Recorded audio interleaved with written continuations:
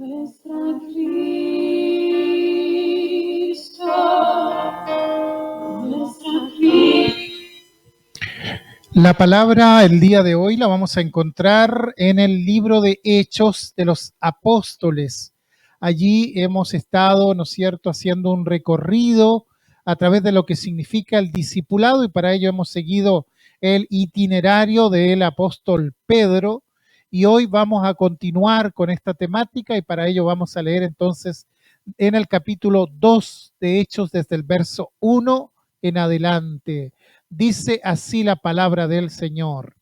Cuando llegó el día de Pentecostés, estaban todos unánimes juntos, y de repente vino del cielo un estruendo como de un viento recio que soplaba, el cual llenó toda la casa donde estaban sentados, y se les aparecieron lenguas repartidas como de fuego, asentándose sobre cada uno de ellos. Y fueron todos llenos del Espíritu Santo y comenzaron a hablar en otras lenguas, según el Espíritu les daba que hablasen. Moraban entonces en Jerusalén judíos, varones piadosos de todas las naciones bajo el cielo. Y hecho este estruendo, se juntó la multitud y estaban confusos porque cada uno les oía hablar en su propia lengua. Y estaban atónitos y maravillados, diciendo: mirad, ¿no son galileos todos estos que hablan?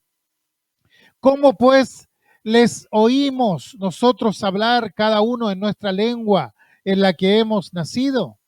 Partos, medos, elamitas, y los que habitamos en Mesopotamia, en Judea, en Capadocia, en el Ponto y en Asia, en Frigia y Panfilia, en Egipto y en las regiones de África, más allá de Cirene, y romanos residentes, tanto judíos como prosélitos, cretenses y árabes, les oímos hablar en nuestras lenguas las maravillas de Dios. Y estaban todos atónitos y perplejos, diciéndose unos a otros: ¿qué quiere decir esto? Mas otros, burlándose, decían: están llenos de mosto. Entonces Pedro, poniéndose en pie con los 11, alzó la voz y les habló diciendo: varones judíos y todos los que habitáis en Jerusalén, esto os sea notorio, y oíd mis palabras, porque estos no están ebrios como vosotros suponéis, puesto que es la hora tercera del día. Hasta ahí vamos a leer un pasaje que seguramente muchos de nuestros auditores han oído. Y quiero destacar algunas palabras. Esta palabra que toma el apóstol Pedro acerca de esta experiencia, de este derramamiento del Espíritu Santo, y él interpreta todo este hecho diciendo: aquí se cumple lo dicho por el profeta Joel, ¿verdad? Hoy quisiera terminar ya esta serie que nos llevó 8 programas, tratando de analizar un poco qué es lo que significa ser un discípulo de Jesús. Y la pregunta que nos hicimos hace algunas semanas atrás fue: ¿qué significa ser un discípulo? Y a fin de responder objetiva y prácticamente, hemos estado siguiendo, como dije anteriormente, el itinerario de Pedro. Desde el momento en que Pedro es traído por su hermano Andrés delante de Jesús, y Jesús le hace su planteamiento profético: tú eres Simón, pero serás llamado Pedro. Y concreta el llamamiento cuando dice: venid en pos de mí y os haré pescadores de hombres. Este es el propósito de Dios, el plan que Dios tenía trazado para Pedro.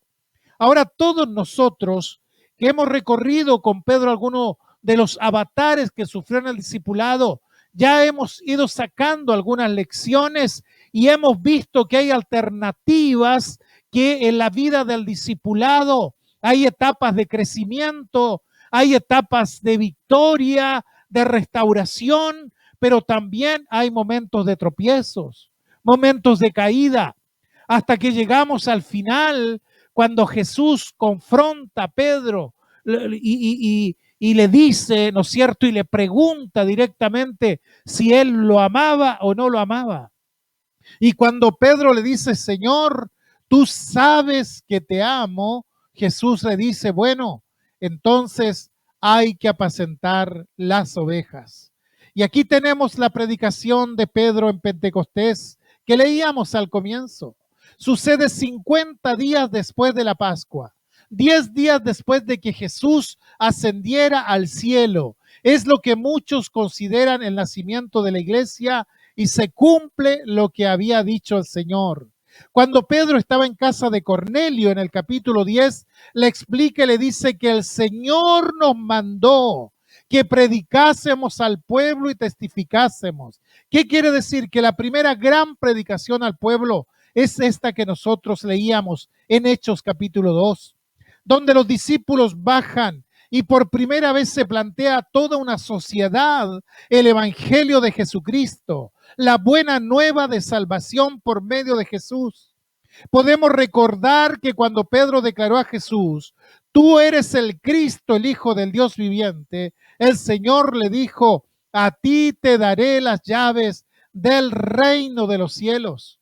Y bueno, después la iconografía y los cuadros que se han pintado han presentado a Pedro casi como el portero del cielo, con llaves en la mano, pero realmente el sentido que tiene en el Evangelio es que Pedro iba a ser el que abriera las puertas del Evangelio, en primer lugar para los judíos y en segundo lugar para los gentiles.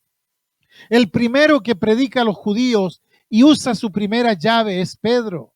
Allí en Pentecostés, él predica y abre el reino de los cielos a los judíos, a los israelitas. Pero en el capítulo 10 toma la segunda llave y entonces abre la puerta del cielo a los gentiles. Él tuvo el privilegio de ser el primero a los judíos y el primero a los paganos. Judíos lejos de la ley de Dios. Y allí utiliza estas dos llaves y es el encargado de administrar los primeros bautismos en nombre de Jesucristo. Se bautizan los judíos y también los gentiles allí en casa de Cornelio. Y él tuvo el tremendo privilegio de parte del Señor de abrir estas puertas. En el pasaje que leímos lo vemos en Pentecostés y después lo veremos en el templo, después enfrentando al Sanedrín y defendiendo la fe. Y podríamos pensar que Pedro había alcanzado la meta, que había llegado, que ya el asunto de su discipulado estaba terminado. Sin embargo, podemos decir al seguir la escritura y la vida de Pedro que aún no había llegado a la meta. Al seguir la historia vemos que Pedro tenía aún prejuicios. De pronto no quería predicarle a los gentiles al punto de que Dios tuvo que sacudirlo y decirle que tenía que ir a los gentiles también y hablarles el evangelio.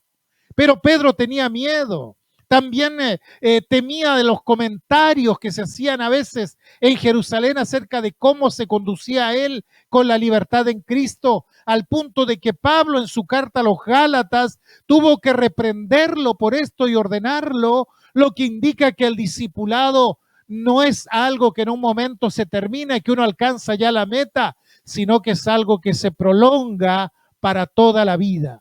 Todos tenemos que aprender y todos vamos a seguir aprendiendo. Pedro seguirá siendo un discípulo durante toda su vida y como tal seguirá aprendiendo toda la vida. Toda la vida tenemos algo que aprender. Si alguien mira a Pedro en Pentecostés trabajando con la fuerza y la autoridad con que lo hace, quizá uno podría decir, bueno, Pedro ya se graduó de la escuela de Dios, Pedro ya se graduó de la escuela de discipulado, pero tendríamos que decirle no. Pedro solamente aprobó el examen que lo hizo apto para esto, pero todavía la aprobación final no está. Aún tendrá que aprender muchas cosas más. Ha logrado una meta. Esto es verdad. Cuando lo vemos en Pentecostés, el discipulado de Pedro ha llegado a la madurez y lo hace apto para bendecir a otros. Ese es el momento del crecimiento donde comienza a ser de bendición para los demás. No obstante, tiene que seguir aprendiendo. Tiene que seguir creciendo. No se acabó todo con esto. No le dieron el diploma final, pero indudablemente ha llegado a un grado de crecimiento, de aptitud para servir a los demás. Y era la meta que el Señor estaba buscando en él, que fuera perfecto para realizar esa tarea.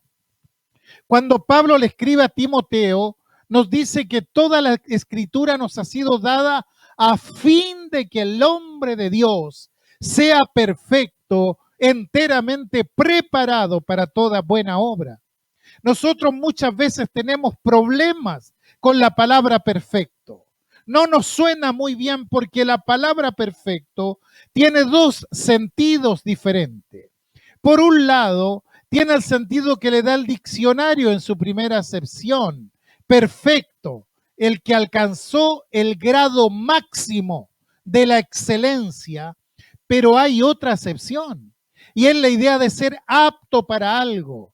Y fíjese que hay ocasiones en que no tenemos lo óptimo, que necesitamos algo ideal, pero no lo tenemos. Entonces algo que se le parece, algo que nos sirve para salir del paso, entonces decimos, esto será perfecto. Ese perfecto no indica que es el máximo grado de excelencia, porque claramente no lo es, pero indica que es apto para cubrir la necesidad de ese momento. Y cuando la palabra de Dios dice perfecto, referido a los hombres, se refiere no a la primera acepción, sino a la segunda. Es decir, no que hayamos alcanzado el máximo de la excelencia, pero sin embargo podemos ser aptos para cumplir la tarea que el Señor nos ordenó.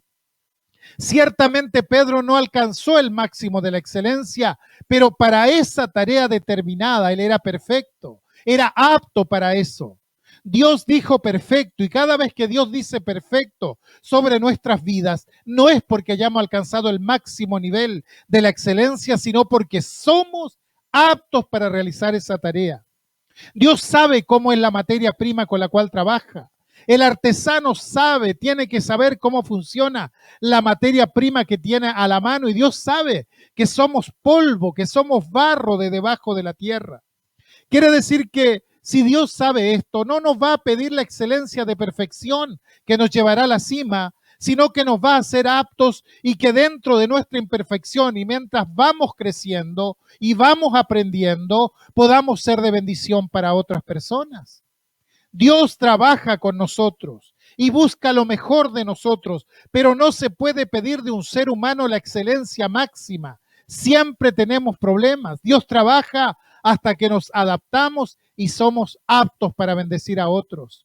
Dios trabajó con Moisés en el Antiguo Testamento. Era un hombre capaz, muy capaz, pero impulsivo, violento en sus reacciones. Tenía clara la meta. Él sabía para qué lo quería Dios, pero no tenía claro el método. Y como no tenía claro el método, cometió un desastre en Egipto, matando a uno de los capataces. Y Dios lo mandó 40 años al desierto y le dice, mira, no solamente hay que tener clara la meta, también hay que tener claro los métodos de Dios, y hay que madurar también en esto. Los discípulos no fueron llamados al ministerio cuando querían que cayera fuego del cielo y matara a los samaritanos, porque tenían el mismo espíritu de Moisés. Ellos sabían cuál era la meta, pero no conocían el método. Y acá Pedro sabe cuál es la meta, pero sabe también cuál es el método. Y entonces alcanzó el grado de aptitud que le permitía servir al Señor y bendecir a otros, que es lo que Jesús busca en sus discípulos. Cuando comienza el Evangelio de Marcos y llama a Jesús a los 12 para que estuvieran con él, esto es para formarlos, y en segundo lugar para enviarlo a predicar. Esto es la misión, y en tercer lugar los llamó para que tuviesen autoridad. Esto es el poder. Quiere decir que Jesús se fijó 3 metas para sus discípulos.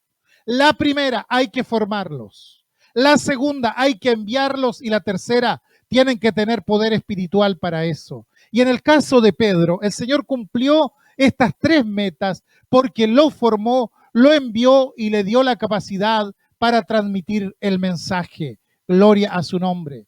Pedro tenía la aptitud espiritual. Y esto es muy importante, porque cuando usted lee el discurso de Pentecostés, usted ve erudición, porque conocía la Escritura. Cita, por ejemplo, al profeta Joel, y no solo lo cita, sino que además lo interpreta. Cita los salmos y los interpreta. Argumenta con la profecía y dice que la resurrección de Jesús estaba profetizada, pero esto no es lo que lo hace apto. Esto es simplemente conocimiento. Estimado, no es el conocimiento el que hace apta a la persona. El conocimiento se adquiere y se adquiere fácilmente. Cualquiera de nosotros puede adquirir conocimiento. Cualquiera de nosotros, si pone tesón y empeño, estudia, conoce y sabe, eso es conocimiento. Y Pedro tenía conocimiento.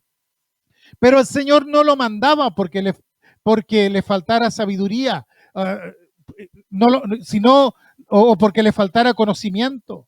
El Señor lo había retenido porque él todavía tenía que madurar, todavía tenía que crecer, todavía tenía que alcanzar la sabiduría que proviene de Dios. Y lo que Dios busca es eso, que una persona pueda tener un gran impulso primeramente y un deseo para servir a los demás, para que pueda estar apto de llevar adelante la obra. Puede tener conocimiento, pero necesitará tener sabiduría en la forma de conducirse en la relación con los demás, en el manejo de la lengua, en todas las cosas de la vida. Y la sabiduría es la aplicación del conocimiento a la realidad. El conocimiento tiene que bajar. Hay gente que tiene mucho conocimiento, pero es necia. Es necia en cuanto a su conducta. Es necia en cuanto a sus decisiones. No tienen sabiduría. Y el ministerio necesita gente que tenga sabiduría. Lo que Dios buscó en Pedro fue sabiduría. Y fíjese que cada vez que Jesús se sentaba a conversar con Pedro, no es que se sentaba y le explicaba el profeta Joel. Lo que hacía era hablarle de la vida, de cómo debía conducirse, corregirse los actos de la vida. Y esto es el discipulado. Es un compromiso de vida, de conducta, de decisiones sabias. Jesús trabajó sobre los aspectos de la vida de Pedro. Pedro se movía con criterios humanos y tenía que cambiar, trabajar sobre los criterios de Dios, y el Señor trabajó sobre eso. Pedro se dejaba llevar por los impulsos y tenía que dejarse guiar por Dios, por el Espíritu Santo. Y el Señor trabajó en eso. Se creía el mejor de todos los discípulos y tenía que abandonar la soberbia, y el Señor trabajó sobre eso también. Pedro se creía invulnerable y el Señor le mostró su fragilidad. Y esta suma es la suma de la sabiduría. Lo demás es solo conocimiento y lo que necesitamos es sabiduría. El discípulo tiene que ser sabio en su forma de conducirse. Pedro se guiaba por criterios humanos y cuando Jesús lo tomó, él tomó a un Simón. Y Simón representaba la naturaleza humana, la cual gobernaba la vida de Pedro. Con todos sus defectos, había que tomar eso y transformarlo en un Pedro. Y hasta el último momento, Jesús lo llama Simón, hablándole de lo que él era. Había que llegar a ser algo. Pedro es el hombre guiado por el Espíritu de Dios. Con sabiduría es el hombre apto, y es lo que hace Dios y lo que Dios busca en cada uno de nosotros. Cuando comenzamos este itinerario, partimos del mandato de Jesús cuando dice: id y haced discípulos a todas las naciones. Y subrayamos esto el primer día, que hemos cambiado la palabra discípulo por la palabra creyente, y esto es un gran error. El creyente es el que cree simplemente, pero el discípulo es el que sigue. Jesús nos mandó a ser discípulos, no simplemente gente de aceptación de que Dios existe y que Jesucristo es histórico y crea, porque mucha gente dice yo creo en Dios y cree que Dios está allí. Pero el discípulo no es el que cree en Dios solamente, sino aquel que le cree a Dios. Discípulo no es aquel que cree en Jesús, sino aquel que le cree a Jesús. Y cuando yo creo en Él, entonces hago lo que Él dice. Empiezo a seguir el camino que ha trazado. Y allí es donde nace el discípulo. Discípulo es el que sigue, el que camina con el Señor, el que va andando con el Señor. El apóstol Pablo, en medio de las últimas tribulaciones de su vida, dice: pero yo sé a quién he creído. Él no dice yo sé en quién he creído, sino yo sé a quién le he creído. Yo sé que todo aquello que Él dijo, he tratado de cumplirlo en mi vida y sé que la palabra de Él se va a cumplir también en mí. Es otro tipo de relación. Y lo que Dios busca de cada uno de nosotros es que seamos discípulos, no simplemente gente que cree que Dios está allí, que Jesucristo fue un personaje histórico y que habló muy bien y que maravillosa fue su enseñanza. Hay mucha gente que admira la enseñanza de Jesús, pero acá no es cuestión de admirar la enseñanza de Jesús, es cuestión de cumplirla. El discípulo no solo admira la enseñanza de Jesús, no solo la estudia, sino que también trata de implementarla en su propia vida. Y por eso Jesús dijo, id y haced discípulos a todas las naciones. Discípulos. El gran quiebre de la fe cristiana está en este momento situado sobre este parámetro que estamos marcando hoy. Y no lo digo yo desde adentro, sino lo dice también gente desde afuera. Dicen que los cristianos han perdido calidad de vida cristiana, han dejado de cumplir esos principios y esto ha disminuido el impacto de la fe. El impacto de la fe va en lo que vivimos cada uno de nosotros, en lo que practicamos.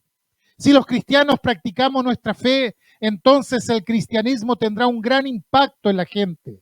Pero si seguimos siendo cristianos nominales, que nos pusimos ese título porque nacimos en un país cristiano o dentro de una familia cristiana o porque vamos a una iglesia, pero no tenemos un compromiso de fe, no somos discípulos. Entonces el impacto de la fe disminuye sustancialmente, no impacta a nadie. El impacto tiene que darse por ese compromiso que cada uno tiene con lo que cree, como los ideólogos que se comprometen con su ideología, la conocen, la practican, la defienden y tratan de implementarla. Pero los cristianos hemos llegado a un estado de laxitud en este sentido y esto es lo que tenemos que revertir con urgencia. El Señor dijo, id y haced discípulos a todas las naciones, discípulos, seguidores. Pedro fue un discípulo, tuvo que aprender muchas cosas hasta que fue apto y tuvo que seguir aprendiendo hasta el final de su vida. Y cuando llegamos al final de la vida de Pedro, su historia fue larga.